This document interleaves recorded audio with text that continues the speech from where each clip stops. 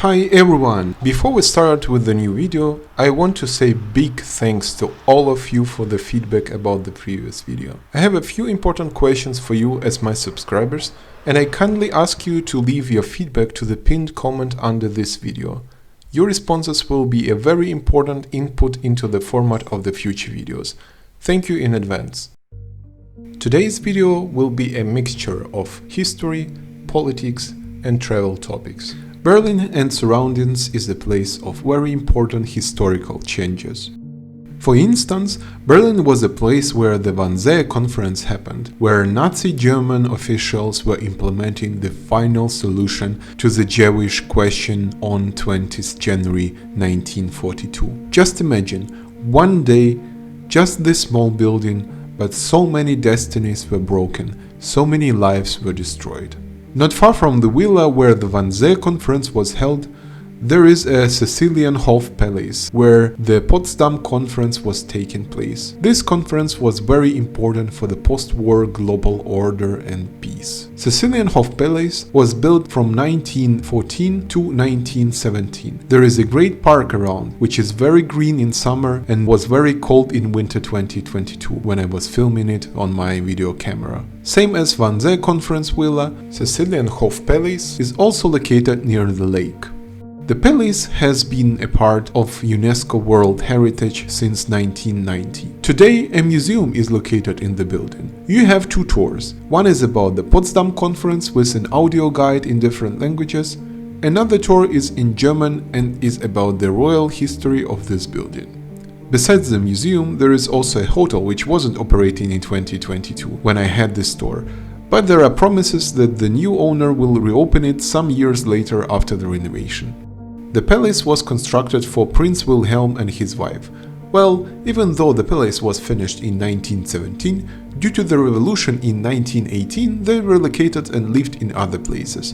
In 1920 the palace was confiscated by the states, but later the prince family was granted the right to live there without owning it. The ground floor rooms included an area for the crown prince with smoking room, library and breakfast room, as well as an area for his wife with music salon and writing room. The rooms of the palace have a very unique design.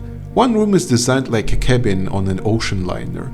Later this room was used as a breakfast room. Another room has roses in almost any element of the room. Obviously, the crown princess was obsessed with roses. I recommend you to visit the palace and have a tour in person, because I will never tell so much as you can hear during the tour. As I mentioned before, tours around the rooms of the prince family, as far as I know, are only in German. Some of the rooms that are shown during the tour are available for tourists as a hotel room, and because of that some bathrooms were reconstructed to provide a more comfortable stay for the guests. Another important part of the story of this palace is the Potsdam Conference, which, by the way, was officially called the Berlin Conference. It happened in summer 1945, and at that moment this area was controlled by the Soviets.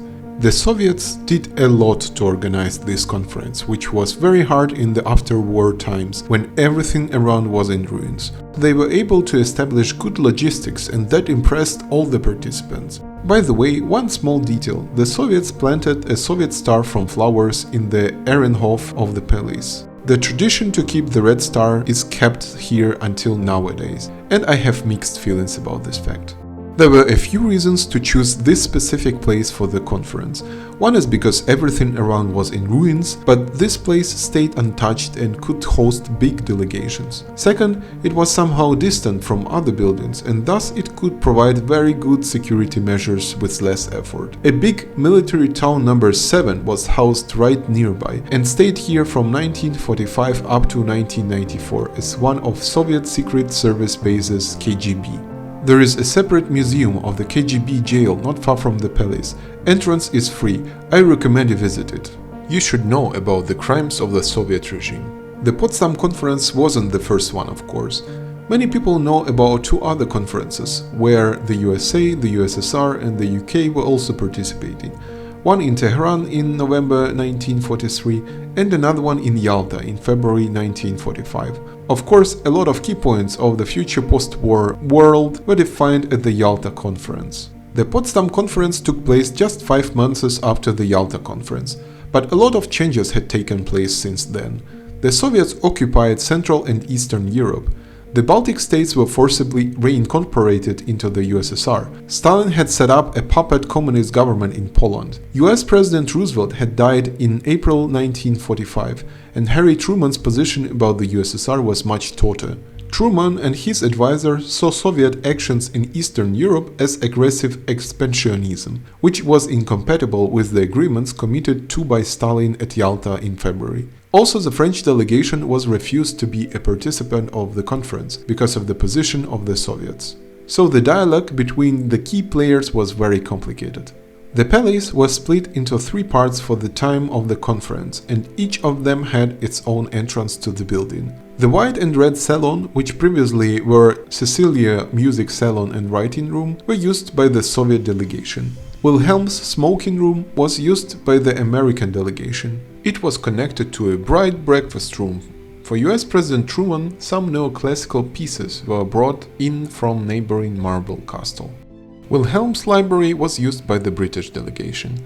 For Winston Churchill's room, furniture was brought in from nearby Bubbles Castle, which suited to the British Prime Minister's tastes. The Great Hall was the conference hall for negotiations. It was fitted with a round table, which was probably made by a Moscow-based furniture company. There were so many scenarios on how to divide Germany before the conference.